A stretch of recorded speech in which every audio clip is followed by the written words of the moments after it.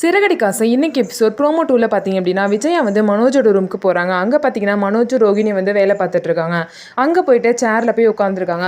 அவங்கள பார்த்துட்டு ரோஹிணி வந்து ஏன் ஆண்டி சோகமாக இருக்கீங்க, என்ன ஆச்சு அப்படின்னு கேட்குறாங்க. உடனே மனோஜ் பார்த்தீங்கன்னா விஜயாவை பற்றி ஏன்மா இன்னும் அப்பா சொன்னதே நினச்சிட்டு இருக்கீங்களா அப்படின்னு சொல்லிட்டு கேட்குறாங்க.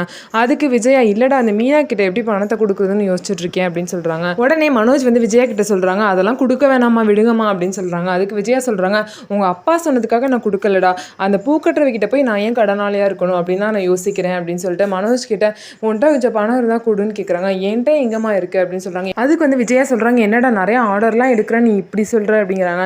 நான் என்னம்மா அவங்களாம் காசு கொடுப்பாங்க, அவங்களாம் சப் டீலர்ஸ், அவங்களாம் காசு கொடுத்தா நான் வந்து சந்தோஷி சார்ட்ட கொடுக்கணும், நான் வந்து கொடுக்காம லேட் பண்ணால் அவர் எப்படி என்னை மதிப்பார், அந்த மாதிரி வந்து மனோஜ் வந்து விஜயா கிட்டே சொல்கிறாங்க.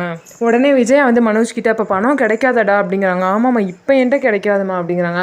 உடனே வந்து ரோஹிணி பார்த்தீங்கன்னா ஐயோ அடுத்தது நம்மக்கிட்ட தான் வருவாங்க அப்படின்னு சொல்லிட்டு லேப்டாப்பை பார்த்து ஒர்க் பண்ணுற மாதிரி நடிக்கிறாங்க.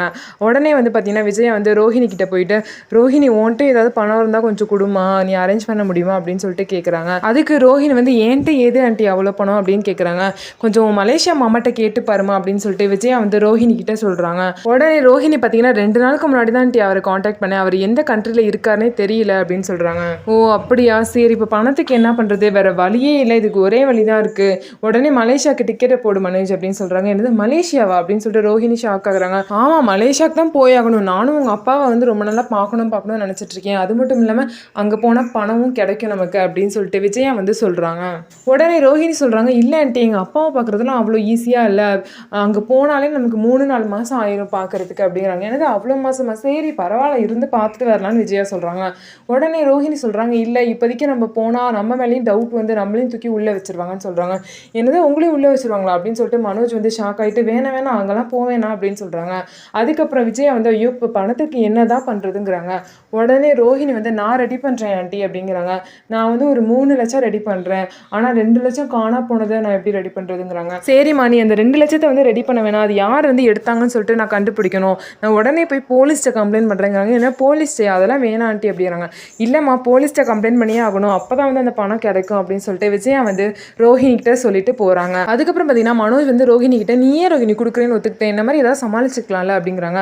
அதுக்கு வந்து ரோஹிணி சொல்கிறாங்க அதுதான் ஜீவா கொடுத்த பணம் இருக்குல்ல அதை கொடுத்துக்கலாம் அப்படிங்கிறாங்க.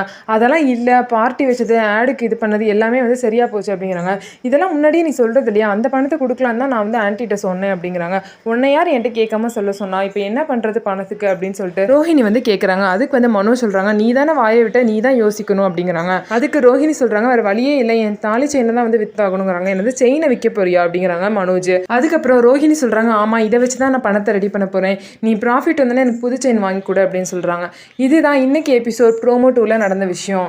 இந்த வீடியோ உங்களுக்கு பிடிச்சிருந்தா இந்த வீடியோவை லைக் பண்ணிக்கோங்க, அதுக்கப்புறம் நம்மளோட சேனலை சப்ஸ்கிரைப் பண்ணிக்கோங்க.